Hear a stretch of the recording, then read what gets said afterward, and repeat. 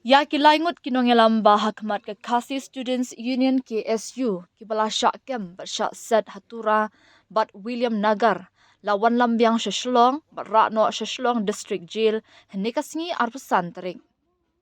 Kini kilaingut kinongelam kikentop ya President Usamla Raymond Karjana, Vice President Upen Kemenlang Sanmiet bat General Secretary Usamla Ruben Najar.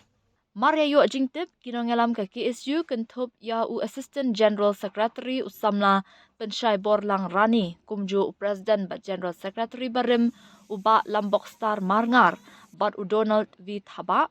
kilalit ya kendu ya kini kinongelam hapatok. Na kaliang Donald Thaba upentip bagi ni kilaingot kinongelam kidan hapring kamet kabakot bakya bat kilayu ru ya kijingdon kam kibayadei bat kakot kekya.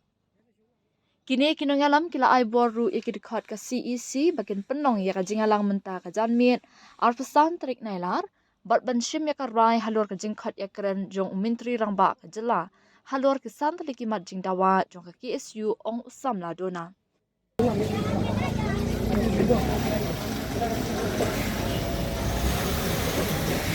Ya ka pwede berkata gila aibor ya ka nega CC barang don sabar begini penben begini kan saya syong CC siben kan saya shim ya ka rai pada ka pwede begitu cepat juga sorkar ban ya keren lor pisan tili jimat di bawah isu para penguat ya borok lain bila yang rak sini rak sini makir dia biang di dalam kabinet di kerap ya wajib di sini di dalam di entah kin seshim rai ni CC di bawah ka pwede pada